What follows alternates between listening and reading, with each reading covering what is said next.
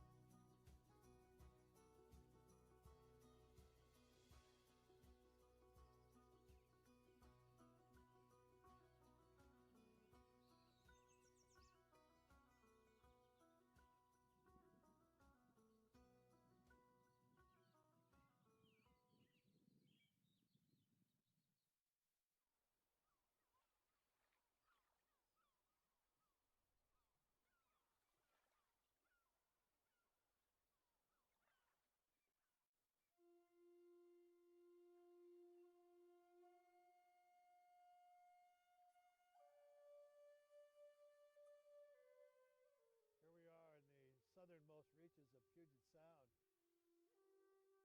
Native Americans lived on this beach for thousands of years, and there's lots of evidence of that. Broken fire-cracked rock, limpia oyster shells, clam shells, shell middens. It's all here as evidence today.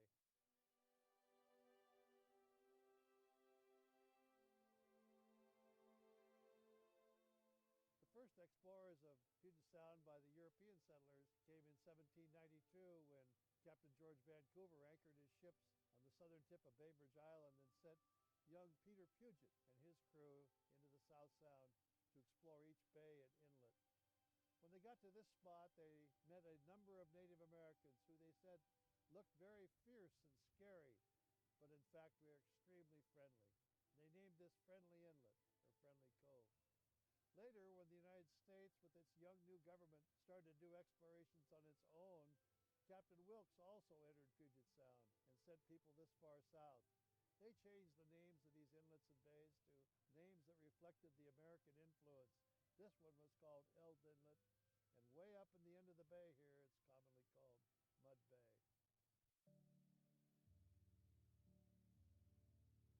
When the treaty times came for the Native American tribes, this became a Squaxin location. The Squaxin are the people of the inlets of South Puget Sound. And they provided a tremendous resource and learning opportunity for all of us on how to sustain the harvest, how to restore the environment, and how to help each one of us know to have better practices in our day-to-day lives, to make sure that the salmon always run and that there's always clams and oysters on the beach.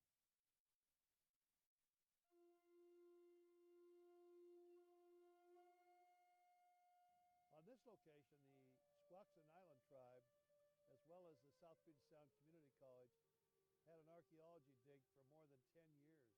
They discovered amazing things on the beach. Some of it was down on the wet side of the beach, some of it was just above in the cooking locations. They found it was fish net, that the Indians did have net that they made from cedar bark.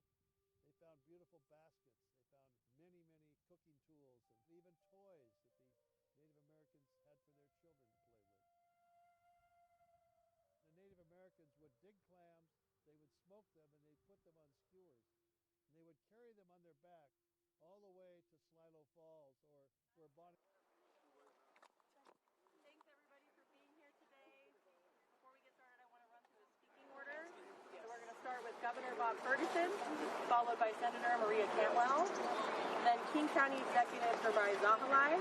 Next you'll hear from Tukwila Mayor Thomas McLeod, followed by Emergency Management Director Robert Ezell, finally WashDOT Northwest Region Administrator Brian Mielfek. And now Governor Bob Ferguson. Thank you all so much for being here. We appreciate it. And thanks to everybody standing behind me and the many thousands of Washingtonians, first responders, and neighbors who are helping out Washingtonians who are facing an extraordinarily and really historic challenges all across our state in numerous counties. We just deeply appreciate all the tremendous work. We were chatting in there in a briefing we just had with King County officials how we have a lot of folks who are first responders. I ran them up in Mount Vernon yesterday who not only are doing this work to help others, but then going to their homes later on, often late in the day or in the middle of the night, to take care of their situation at home, which is facing their own personal challenges. So there are many folks making tremendous sacrifice, and we want to thank each and every one of them for the work they're doing. I'm going to be relatively brief in my comments, but I will start with an update on the call I received from Secretary Milne earlier today. I deeply appreciated her phone call, obviously. Deeply appreciated the granting of the emergency declaration that the state of Washington has requested to help address the real crisis that we're facing. What I would say about that call was I think it's exactly the kind of call that people say Washington or American people would want between a cabinet member and a governor when there's a crisis like this. It's gracious. She asked how we were doing here in Washington State. I just deeply appreciate the call and their support. The emergency declaration in a nutshell, as I continue over just to make sure we're clear, helps us navigate the emergency work that's going on right now. Rescuing individuals, for example, clearing debris from highways. A separate conversation will come when we go back to the federal government, obviously, for assistance in the undoubtedly very significant financial resources we will need as we dig out from this major event. That's a separate request that we make to the federal government. Now's not the time for that. We're very focused on what's right in front of us. We just want to make sure we're clear about what this emergency declaration means. It helps us get through the short term, but there will be a separate conversation, and I obviously preview that for the Secretary, that this was going to be very, very significant for the state of Washington. I also want to say a special thank you to our entire congressional delegation. All signed a letter requesting that the President sign that emergency declaration. Individuals like Senator Canwell were making phone calls to their extensive contacts within the White House and the administration. This has been a bipartisan effort to request and to get this emergency declaration. So I just deeply appreciate the bipartisan work at the federal and local level from many voices to make this request and to make the case. Making this case was extremely important to the state of Washington. Literally, we communicate essentially a letter to the federal government. That was 48 hours ago. I was sitting next to General Welsh and others down at Camp Murray, literally drafting that, editing that document to make sure it said exactly what I wanted to say to the federal government so they understood the gravity of the situation we were facing. And once again, I just want to say we deeply, deeply appreciate the support of this federal government at a time of real need here in Washington State. We're also deeply appreciative, and obviously information is preliminary. Reports are coming in real time, to put it very mildly, but for the past 48 hours, 2 to 3 days, there have been no reported loss of life at this time. I want to emphasize, of course, information is very fluid, the situation is very dynamic, but we're exceedingly grateful and thankful that our prayers have been answered. At this time, no loss of life has occurred. The situation is truly historic. Rivers like the Skagit River and Cedar Rivers literally experiencing historic levels of flooding. And so this is something that the people of the state of Washington have not faced before, this level of flooding. And so we encourage, of course, individuals to follow the orders from their local officials when it comes to evacuation orders. It's deeply important, not just for those individuals and their safety, but for the safety of first responders who are coming to rescue individuals who do not follow those evacuation orders. Thank you for putting in through your media streams, examples of the rescues that have happened, which are, to put it mildly, very, very dramatic, and obviously put first responders at tremendous risk to save people from their cars or from their homes. So please, please follow those orders from your local officials who know the situation on the ground.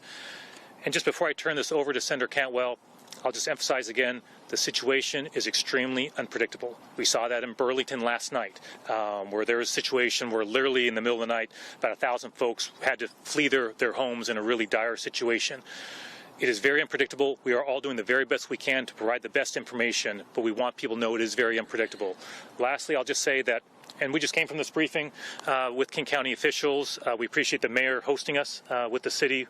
And what I'm seeing in every conversation I'm having for these past several days is strong cooperation, and that's probably an understatement, but strong cooperation at every level of government, with local officials, with tribes, with individuals, with community organizations. Every time I ask somebody, and I ask this all the time, is there anything else you need? The answer I get is no, we're getting everything we need. We'll let you know if we need more. And that's exactly the answer, obviously, that I as governor want to hear. But that only happens, I only get that answer, I'm mindful of this, if that level of cooperation is happening on a very deep level, and we are seeing that, and we're going to continue doing that to make sure that Washingtons are as safe as possible. So again, thank you all for being here. I'm going to turn now to Senator Maria Canwell. Senator. Well, thank you, Governor. Thank you for your tremendous leadership in this very big emergency in the state of Washington. I want to thank our council executive, Gramai, for his leadership as well, the Tukwila mayor, all the King County council members that are behind us, and all the local elected officials that are working 24/7, all the first responders that are working 24/7, and the people of Washington who are helping their friends and neighbors when they need it most without being asked, just stepping up and helping. We know that we have had these 16 counties around the state see unbelievable impacts from what is supposed to be a 100-year event, but it hasn't been 100 years since the last time we had this. And so the issue is that places like Sumas, which is a border crossing, to be flooded out and a border crossing closed, to have Highway 2, which is anywhere from $7 to $10 million a year of economic impact, to be closed, to have the Natchez Highway 12 be closed, another pass that helps us get back and forth in the commerce that we have in our state, to be closed. All of these issues, in addition to the flooding impacts in the communities, in the downtowns, and the dislocations, yes, we in our delegation, all of the Washington delegation led by Senator Murray and the governor, sent a letter to the administration, and the good news is that federal support is on the way to help those local officials and first responders who have been working 24/7 get a little bit relief. I hope they do focus on these infrastructure issues, the ones that cost us so much to our economy and allow people to get free to flow back and forth across our state. I hope they'll help with these evacuations, and I hope Washingtonians will continue to heed evacuation notices. The reason the forecasters federally at NOAA do this work is to tell us the likely outcome of this level of precipitation. So when they say it's going to be catastrophic, Washingtonians, please heed them and help us respond to this by evacuating in a timely fashion. So we are just so grateful for this federal help and support. We're so grateful that our local community and everybody here has really responded to this catastrophic event with such resilience. And hopefully the nation will learn why we were able to be so prepared, the governor to be on it so fast to really get these results that we've had so far. It's not over yet, but we're glad we're at this moment with a little bit, well, let's not say blue sky, but a little bit less rain and an opportunity to take a deep breath and hopefully get this support out here to get more support to open these communities back up. Thank you, Governor. Thank you so much, Senator. Thank you so much, Governor, for the opportunity to speak today. Thank you to our media partners for covering this really critical information. I'm Gurmai Zahalai, new county executive, and I just want to reiterate what we've heard, that King County and Washington State have experienced some of the most severe and dangerous weather our region has seen in years. This is not a routine storm event. This is historic flooding that has put lives and businesses and critical infrastructure at risk all over our region. On December 8th, in my first week and a half on the job, I had to proclaim emergency in King County in response to these conditions. And last night, I issued an additional emergency order granting expanded authority so our county teams can move quickly, clear debris, close unsafe roads, accelerate emergency repairs, and take any action necessary to protect life and property. As you just heard, we're also grateful that the President has signed a federal emergency declaration that includes King County. This declaration is going to allow our region to access federal resources and assistance to support emergency response and recovery. While there is not yet direct federal assistance available for individuals and businesses, this declaration is a step in the right direction. It allows us to document impacts, coordinate with FEMA, and work toward unlocking additional support for our communities as recovery continues. Here is where things stand today in King County. Our flood patrol unit is out in the field around the clock, monitoring river levels, inspecting levees, and sharing real-time information to keep people safe. During one of those patrols yesterday, county crews discovered a sinkhole right here on the Sigali levee along the Green River in Tukwila. I want to shout out some of our team members. I believe Gary is somewhere out here, but they were out here all night filling that sinkhole. These are some of the workers who have been putting in the work to keep us safe. Immediately, King County's Department of Natural Resources and Parks coordinated with the U.S. Army Corps of Engineers, the City of Tukwila, and King County Road Services to get this filled. Road crews were deployed a special operations team that worked through the night until 1 a.m. to reinforce and stabilize the levee and protect surrounding community. Thank you all again so much for doing that work. I couldn't be prouder of the coordination that I've seen. County agencies working shoulder to shoulder with cities. I know many of our mayors are in the building, in the space right now. Fire districts, neighborhood counties, the state, and our federal partners to respond in real time to these evolving conditions. I also want to give a big shout out to our flood control district. I know our executive director, Michelle Clark, is here. Our vice chair of flood control, Sarah Perry, is here. Reagan Dunn couldn't be here, but the hundreds of millions of dollars of investment in our flood infrastructure are the reason why these conditions didn't produce even worse results than we're seeing right now. So thank you to the flood control. I want to pause and thank all the people that have been responding to these conditions right now. Our county teams and first responders have been working long hours in brutal weather conditions during extremely dangerous conditions. Deputies from the King County Sheriff's Office rescued a man who was trapped on top of his car in floodwaters just the other night. That rescue saved a life. I also want to recognize a King County wastewater employee who became trapped inside one of our treatment facilities during flooding and continued working for days to keep critical plant operations running. He was finally able to leave at 4:30 a.m. this morning. That commitment protected public health for millions of people. Anybody know his name behind me? Tyler? Tyler Stinson. Tyler Stinson. Yes, we have to shout out all of our amazing employees. To every first responder, engineer, dispatcher, public works employee, and emergency manager, thank you. Thank you so much. Your service is making a real difference. And I need to be very clear about this next point. We are not out of the woods yet. I want to reiterate that this is an unpredictable situation. Our communities in Duval and Carnation were called islands over this week as they were completely cut off from all directions due to flooded roads. We've been supporting our residents there in every way that we can, and our teams continue to monitor the water levels and hope to return to full access for residents over the coming hours and days. This remains an unpredictable situation. Rivers are still high, ground is saturated. Please follow road closure rules. Do not drive through flooded areas. If you are in immediate danger, call 911. And please listen to law enforcement and emergency officials when they tell you not to enter an area. Remember, if you do not listen to their orders, you are not only putting yourself at risk, you are putting our first responders at risk as well. Because if something goes wrong, they are the ones who are going to have to go into dangerous conditions to save you. So please help yourselves and help our first responders stay safe. King County's Emergency Operations Center is fully activated right now. Our top priorities are protecting lives, safeguarding property, and positioning our region for recovery. For the most up-to-date information, please visit kcemergency.com. Finally, in the days ahead, we're going to be asking residents and business owners to share information about flood impacts. This documentation is essential to help qualify King County for additional federal assistance, as our U.S. Senator just mentioned. We're going to continue to show up. We will continue communicating clearly, and we will continue doing everything in our power to keep our community safe. Thank you all so much. Good afternoon, and thank you for coming to the city of Tukwila. I'm sorry it's under these conditions.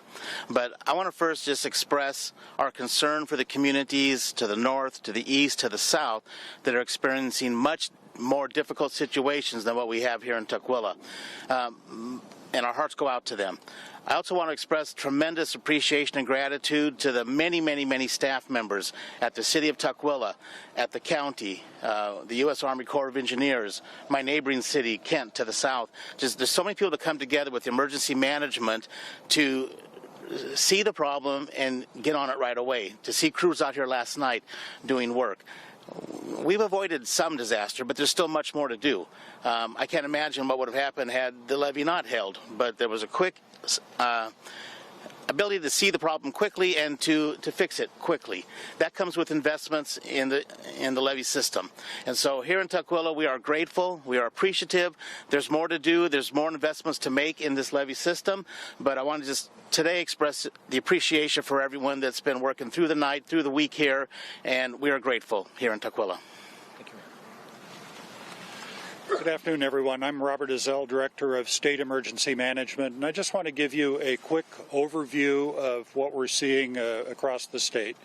We've had two very significant storms roll through our state, dumping large amounts of water. We've had two waves of flooding. Last night, we saw all but one of our rivers crest, several of them reaching maximum flood stage, and we have one more on the east side of the state that will crest sometime tomorrow. We've seen coming up that it's going to take a while for the floodwaters to recede. There's a lot of water that fell in the mountains, and it's going to take its time to work through the river drainages. So they're not going to drop quickly, and so we need to keep our eyes on what's going on in the situation that we're experiencing. And then coming up, we see more weather coming early next week, which is going to cause rivers to rise again. Most are not going to raise to the level that we've been seeing. Most are going to stay in the minor flood stage, but we're going to see a handful rise up to flood stage, and the Skagit River could rise again to. All right. We are going to have to dip out of this for now, but that is the update there coming from the state of Washington about those floods. We heard from several different emergency management organizers and also the senator. We heard from the governor. So a lot of effort going in there to make sure that that's working. And as It was just being mentioned. Some of those rivers are just cresting or have crested, but now they've got to drain. So still some ahead, and there is more weather on the way next week. But we're going to go ahead and take a break right now. We're going to be coming back. We're speaking to Sport Oregon. Coming up in the next hour or so, we'll have the new head coach of Portland State. We'll have a representative from the union for the Oregon Department of Transportation responding to some of those ballots, or those signatures that were dropped off at the state capitol. So a lot to cover in a short amount of time. We're going to bring it all to you right here. So stick with us. We'll be back here in just a minute with more Fox 12 Now.